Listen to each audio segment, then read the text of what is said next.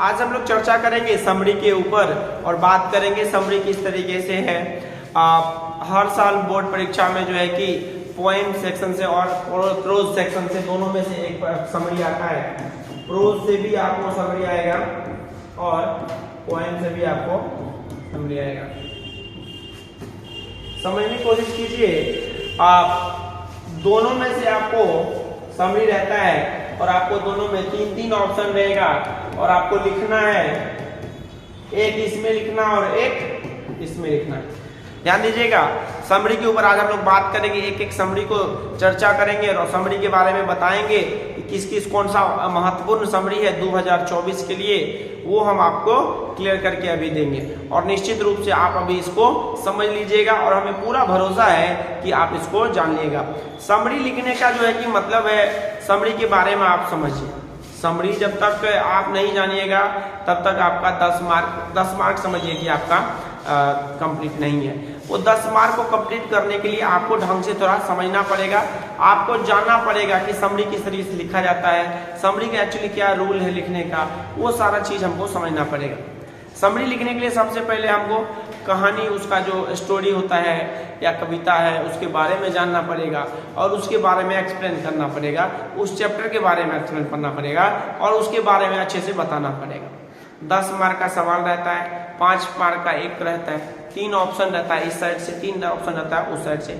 आपको उस चीज में अच्छे से थोड़ा जानना पड़ेगा और अच्छे से आपको थोड़ा सा पहचानना पड़ेगा, क्योंकि इसके बगैर आपका अधूरा है पानी, है ना।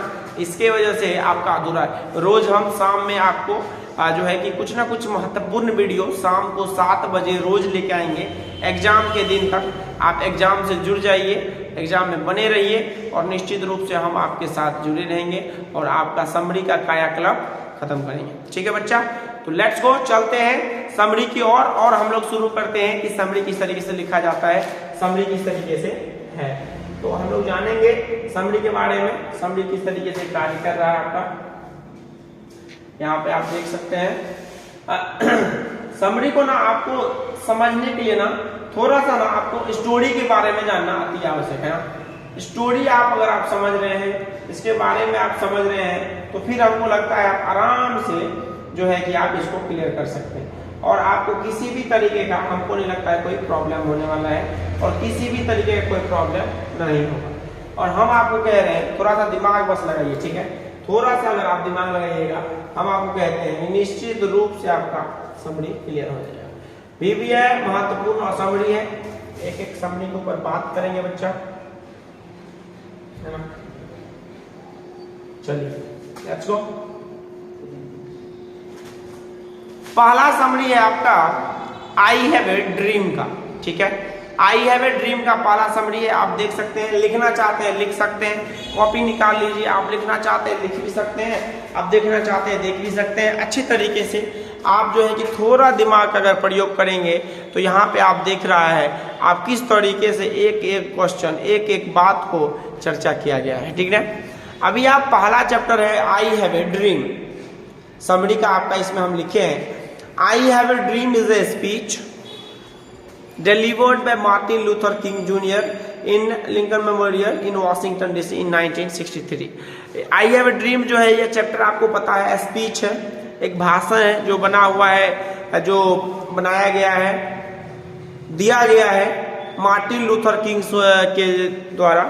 मार्टिन लूथर किंग जूनियर जो कि नेग्रो प्रजाति के लीडर थे अमेरिका, उसके बारे में बात किया गया है इसमें। He was civil rights activist in his early age career. Martin Luther King junior was influenced by Mahatma Gandhi. Mahatma Gandhi से बहुत इन्फ्लुएंस्ड थे, ठीक ना। महात्मा गांधी से ना बहुत ज्यादा प्रेरित थे, महात्मा गांधी से बहुत ही जबरदस्त तरीके से प्रेरित थे और जो है कि वह महात्मा गांधी को अपना आइडल मांगते थे। वो पूरा इन्फ्लुएंस थे, प्रभावित थे महात्मा गांधी से। He adopted non-violence and got Nobel Prize in 1964। 1964 ईस्वी में नोबेल प्राइज से भी इनको सम्मानित किया गया। मार्टिन लूथर किंग जूनियर को नोबेल प्राइज से भी सम्मानित किया गया। स्क्रीनशॉट लेना चाहते हैं तो वो भी ले सकते हैं, है ना, आप स्क्रीनशॉट भी ले सकते हैं। नोबेल प्राइज, ये सब VVI है 2024 के लिए। 2024 में यहीं से सवाल आने वाला है, याद रखिएगा, यहीं से सवाल आने वाला है 2024 में। आप इसको जो है कि सही तरीके से दिमाग लगाइए और बनाने की कोशिश कीजिए। In this speech, Martin Luther King Jr. leads community to help them and gain freedom and justice. इसमें बात किया गया है, in this speech, Martin Luther King Jr. leads community to help them and gain freedom and justice. यहाँ पे न्याय के लिए बात किया गया है, इसमें फ्रीडम के लिए बात किया गया है, आज़ादी के लिए बात किया गया है। इस चैप्टर में हम लोग समझने की कोशिश करेंगे किस तरीके से Martin Luther King junior Negro के लिए फ्रीडम, आज़ादी के लिए काम किया है, और उन्होंने इसमें ज़बरदस्त तरीके से बात किया गया है। इसके बाहर नहीं जाएगा। ये जो चैप्टर है आपको आज हम समझाने जा रहे हैं, इसमें आप समझ लीजिए कि आज आप अगर क्लियर हो गया आपका, तो फिर धुआं धुआं है, एकदम गर्दा गर्दा है, एकदम धुआं ही धुआं है, गर्दा ही गर्दा है, एकदम मचा डालेंगे। और 10 मार्क तो पक्का है ही है। 2 समरी आपको लिखना है, 3 कहानी में से 3 कविता में से। तो आज हम लोग कहानी का सेक्शन लेकर आए हैं, एक ही वीडियो में सारा चीज क्लियर है। इसी वीडियो में पूरा का पूरा एकदम कायाकल्प किया गया है, पूरा समरी के बारे में चर्चा किया गया है। Gain freedom and justice, he says 100 years ago a great American signed. देखो इसमें बात किया गया है, नेग्रो प्रजाति के लोगों को जो है कि सम्मान नहीं मिलता था ना, नेग्रो प्रजाति के लोगों को सम्मान नहीं मिलता था, उसके बारे में बात किया गया है। और 100 years ago 100 साल हो गया था, जिसमें आपको 100 साल हो गया था, जिसमें आपको वहाँ पे 100 साल पहले एक दस्तावेज पे साइन किया गया था। लेकिन फिर भी अभी तक नेग्रो जाति जो है कि अभी तक फ्रीडम नहीं हुआ है, वहाँ पे भेदभाव हुआ ही, और उसी नज़र से अभी भी काले वर्ग लोगों को वहाँ पे देखा जाता था। ये सोच था मार्टिन लूथर किंग जूनियर का, और वो बताने की कोशिश कर रहे थे, ठीक ना। अब हम आगे बढ़ेंगे। American government was not supporting them, he assures that they will get freedom and their right one day.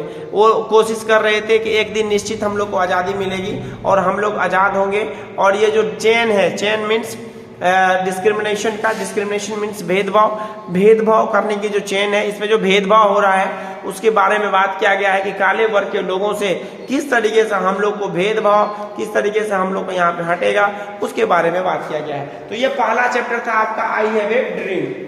I have a dream के बारे में हमने बात किया, आई हैव ए ड्रीम के बारे में हमने चर्चा किया, आई हैव ए ड्रीम के बारे में हमने अच्छे से इसमें आपको सिखाने की कोशिश किया।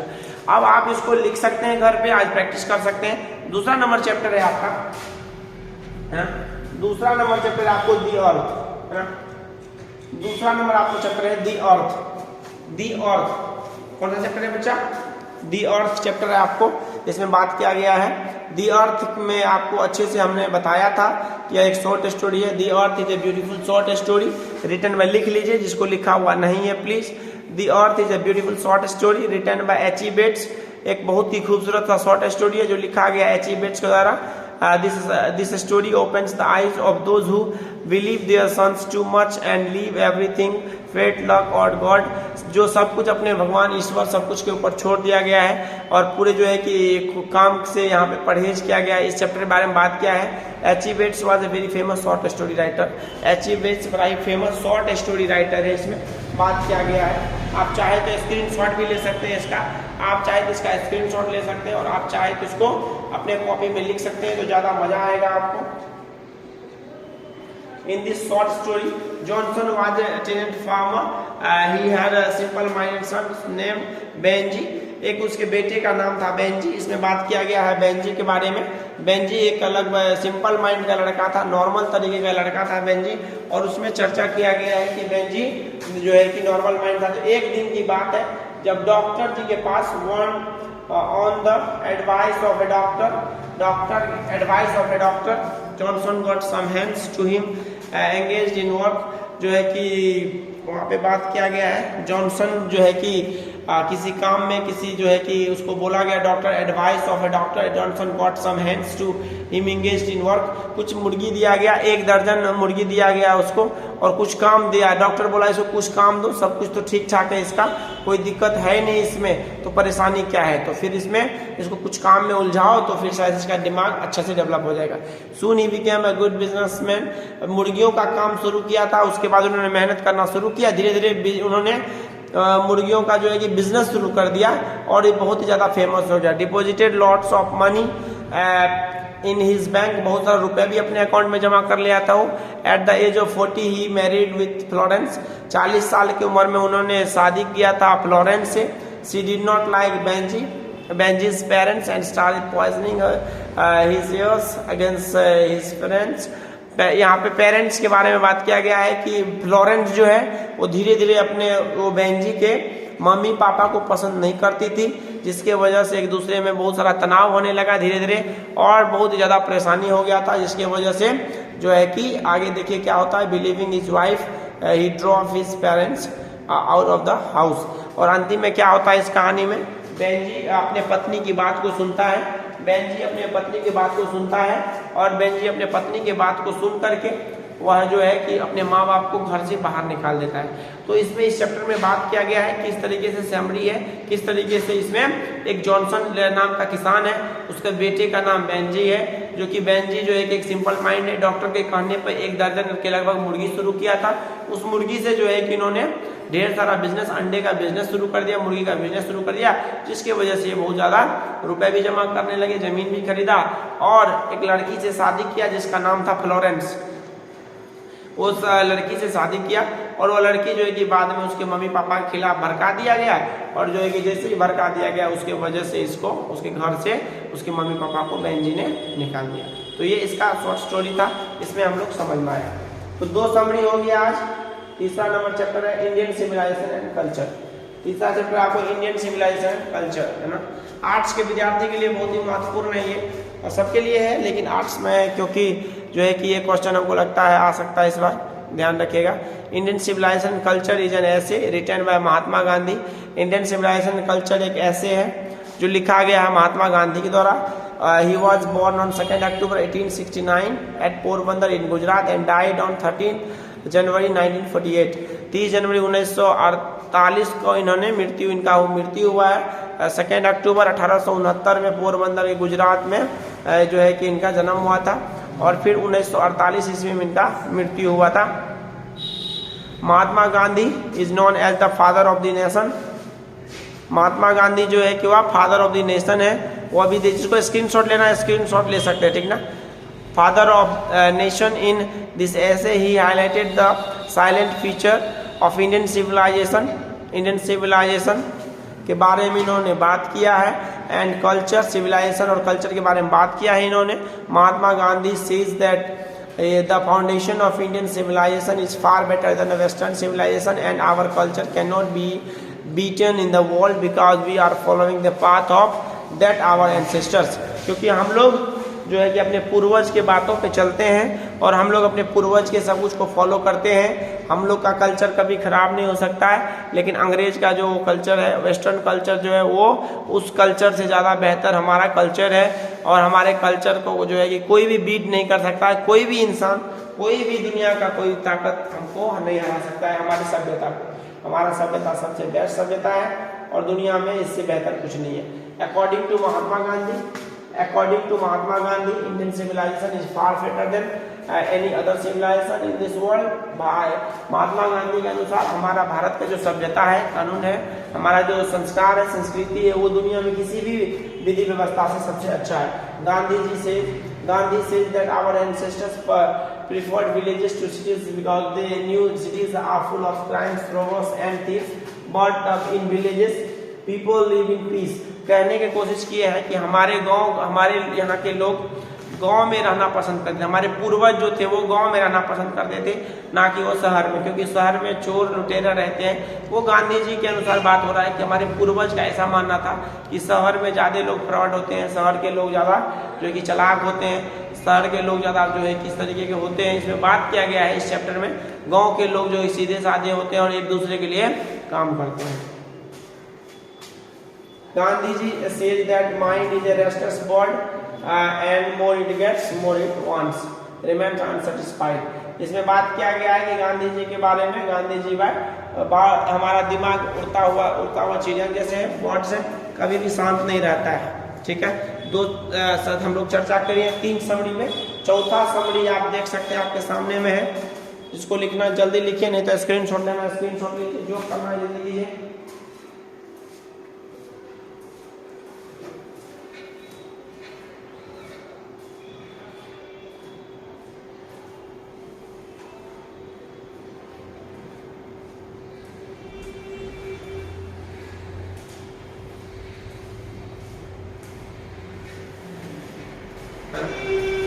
ए मैरिज प्रपोजल, अगला चैप्टर है आपका ए मैरिज प्रपोजल, एक शादी का प्रस्ताव। A marriage proposal has been composed by famous journalist and short story writer Anton Chekhov. Anton Chekhov इसका जो है कि लिखे हैं, इनको कंपोज किया है। Anton Chekhov was a famous Russian dramatist and short story writer. Russia के वो लेखक महोदय हैं और बहुत ही जबरदस्त इस तरीके से बताया गया। In this drama present the accurate picture of marriage proposal of Natalya and Lomov. इस चैप्टर में बात किया गया है नटालिया और लोमोव के बारे में। नटालिया और लोमोव के बारे में इसमें चर्चा किया गया है। In this drama Lomov and Chubukov are friends and neighbours. Lomov और चोबोकोव इसमें फ्रेंड्स रहते हैं, लोमोव और पड़ोसी भी रहते हैं। Lomov wants to marry Chubukov's daughter Natalia but he does not have a dare to propose Natalia for marriage. Even Chobokov wants to get his daughter married to Lomov. क्या कहने की कोशिश किया गया है इसमें? लोमोव शादी करना चाहता है नटालिया से, प्रपोज भी करता है, लेकिन उसके पास हिम्मत नहीं रहता है प्रपोज करने का कि हमको इस तरीके से।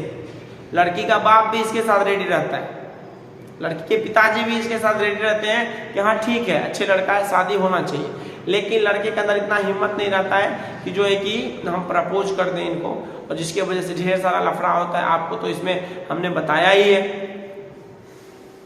जमीन के बारे में लफड़ा होने लगा, दोनों में एकदम से बढ़िया तरीके से जो है कि बनता नहीं था, तो ये सब चीज था इसमें। ये आप देख सकते हैं, स्क्रीनशॉट लिखना है, ले लिए, लिखना है, लिखना है। In this drama one day Lomov came to Natalya. एक दिन लोमोव आया था नटालिया के घर पे, नटालिया को प्रपोज करने के लिए, बट लेकिन वो दोनों जमीन के बारे में झगड़ा करने लगे। After long discussion between Natalia and Lomov at last Chubukov appeals both to get married. बहुत सारा झगड़ा हुआ, ढेर सारा डिस्कशन होने के बाद अंतिम में चोबोकोव बोलते हैं उनको कि तुम जो है कि चुपचाप शादी करो दोनों, नहीं तो हम दोनों को मार देंगे जान, ठीक ना। बहुत सारा चर्चा हुआ इसमें, बहुत सारे बातें हुई। उसके बाद जो है कि ये एक दोनों के साथ में शादी होता है और यहाँ पे ये स्टोरी खत्म होता है। तो ये हम लोग अभी तक पढ़ चुके हैं मैरिज प्रपोजल के ऊपर। अगला चैप्टर है आपका ए पिंच ऑफ सनम। अगला आपका ए पिंच ऑफ सनम है ना, आप अगला आपका ए पिंच ऑफ सनम लिखिए, इसको लिखना लिख सकता है, ए पिंच ऑफ सनम, ठीक ना, लिख लीजिए a pinch of snuff, a pinch of snuff. Screenshot लेना इसको ले सकते हैं। A pinch of snuff is written by Manohar Malgonkar. He was born in, उसका जन्म हुआ है जो है कि 1913 ईस्वी में और मृत्यु हुआ है 2010 में। He is well known as a novelist and short story writer. This is a family drama. ये एक फैमिली ड्रामा है, इसमें नानू काका रहते हैं, मैं आपको इसलिए बता दे रहा हूँ, इसको अच्छी तरीके से आप समझ ही गए होंगे। मनोहर मालगांवकर इसमें जो है कि भांजा रहते हैं, इसके मामा का नाम है नानू काका। नानू काका दिल्ली जा रहे थे 2 से 3 दिनों के लिए वेलफेयर मिनिस्टर से मिलने के लिए। किससे? वेलफेयर मिनिस्टर से मिलने के लिए। स्क्रीनशॉट लेना चाहते हैं, स्क्रीनशॉट ले लीजिए। आपको अगर लिखना है तो आप कॉपी पे लिख लीजिए। बहुत महत्वपूर्ण आपको चैप्टर है इस बार, जो भी आज पढ़ा रहे हैं इसमें से आपको 10 मार्क फिक्स है, 10 मार्क आना ही आना है, चाहे आपको जो भी है, ठीक ना बच्चा, फिक्स है 10 मार्क। आज बता रहे हैं, एग्जाम के दिन देख लेना। नानू काका क्या करता है, मंत्री से मिलने के लिए सारा तरकीब इसमें निकालता है। नानू काका बड़ी परेशानी होती है सबको जो है कि इसमें नानू काका इसमें बहुत दिमाग लगाते हैं और अंतिम में मंत्री से मिलते हैं और जो है कि बहुत ही ज़्यादा इसमें अपने आप को जो है कि सबको बोलते हैं कि झूठ मत बोलो, झूठ मत बोलो, लेकिन नानू काका खुद एक्सपर्ट थे इसमें झूठ बोलने, ठीक ना। एकदम लिखते जाइएगा, ज़्यादा बेहतरीन होगा। स्क्रीनशॉट लेना है, स्क्रीनशॉट ले लीजिए। जो आपको करना है अपने तरीके से वीडियो को रोक के देखना है, वीडियो को रोक के देख लीजिए। जिस तरीके से यूट्यूब पे वीडियो चढ़ा हुआ है, आप जब मर्जी आपको आप देखने का देख सकते हैं, बिना किसी परेशानी के एकदम अच्छे तरीके से वीडियो एकदम रोक के लिख लीजिए। हो गया, चलिए आगे का चैप्टर है India through a traveller's eyes, है ना। India through a traveller's eyes, इसको लिखिए पहले। India through a traveller's eyes is an essay taken from the book my several worlds written by Pearl S Buck. This piece इसमें बताया गया है Paul एसबक के बारे में। इस चैप्टर में पॉल एसबक किस तरीके से था, किस चीज से भारत वो आई थी, वो किस तरीके से वो भारत के बारे में चर्चा की थी, ठीक ना।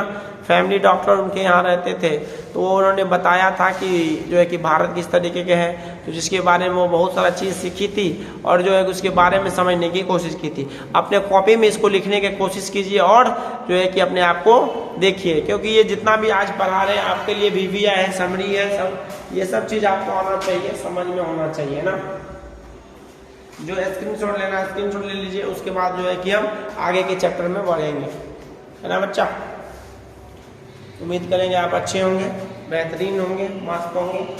चलिए आगे का चैप्टर है आपका ए child is born. A child is born को लिखना शुरू कीजिए।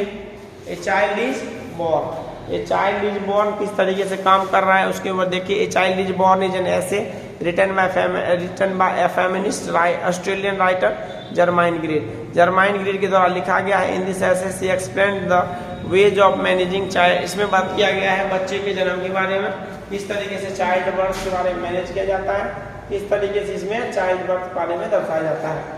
Child birth in traditional society में किस तरीके से बात होता है। जर्माइन ग्रीड जो है कि क्या स्टेप्स है, किस तरीके से जो है कि वो नया तकनीक पे चाइल्ड बर्थ को हम लोग करते हैं, किस तरीके से जीवन आगे बढ़ा है, किस तरीके से बच्चे का ख्याल रखा जाता है, नामकरण बच्चे का कब होता है, ये सब होता है। इसमें आप वीडियो को रोक के आप लिख सकते हैं, नहीं तो आप जो है कि स्क्रीनशॉट ले सकते हैं। आप अच्छे से, इसके लिए हम साइड हो रहे हैं, आप आराम से वीडियो को देखिए, लिख लीजिए कॉपी में मस्त तरीके से, एकदम अच्छे तरीके से, और अपने आप को जबरदस्त तैयारी कराइए। लिख लिए आप लोग, ठीक है। चलिए आगे पढ़ेंगे द आर्टिस्ट चैप्टर, है ना। द आर्टिस्ट चैप्टर को लिखिए। चलिए द आर्टिस्ट चैप्टर को लिखिए एकदम बेहतरीन तरीके से, नहीं तो स्क्रीनशॉट लीजिए, आप बाद में लिख लीजिएगा। स्क्रीनशॉट लेते जाइए, बाद में लिख लीजिएगा। नए स्क्रीनशॉट ले सकते हैं तो आप जो है कि अपने आप को वीडियो को सेव कर लीजिए और अपने मोबाइल में, क्योंकि आज का वीडियो आपको दिया और आप आराम से इसको अच्छे से लिख लीजिए, याद कर लीजिए। बिहार बोर्ड में आपको क्वेश्चन इसी में से आने वाला है सब। आज जो भी हम पढ़ाएंगे उसी में से आपको क्वेश्चन आएगा, उसके एक भी बाहर नहीं जाएगा, हम आपको आज गारंटी देते हैं। एग्जाम के दिन ये वीडियो देख लीजिएगा, आपको ये मिल जाएगा, ठीक ना। बहुत हेल्पफुल वीडियो है, बहुत मजेदार वीडियो है। One day he saw a 5-inch god, इसमें बात किया गया है दी आर्टिस्ट के बारे में, देख लेते हैं। लिखिए इस चैप्टर के बारे में, ठीक है। बहुत ही जबरदस्त है, समरी का क्लास है, एक ही क्लास में पूरा आपका VVI है समरी। महत्वपूर्ण समरी के ऊपर बात किया गया। समरी का कहानी खत्म, 10 मार्क पक्का, है?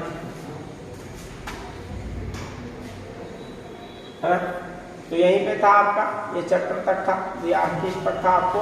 इसमें आप समझ लीजिए, मान लीजिए, समझ लीजिए, पूछ लीजिए और मान लीजिए। एक चैप्टर आप देखिए, कॉपी कलम निकाल के लिख लीजिए अगर लिख सकते हैं तो। पहला आपको चैप्टर दे रहे हैं होमवर्क में, दिस आर्टिस्ट, जो अभी आप लिखाए दी आर्टिस्ट। उसके बाद आप लिख लीजिए जो है कि आप ए child is born, A child is born के बारे में। फिर आप तीसरा है आपको यहाँ पे India through a traveller's eyes, ठीक है। उसके बाद है आपका यहाँ पे ए पिंच ऑफ सनम, ठीक ना। उसके बाद आपको यहाँ पे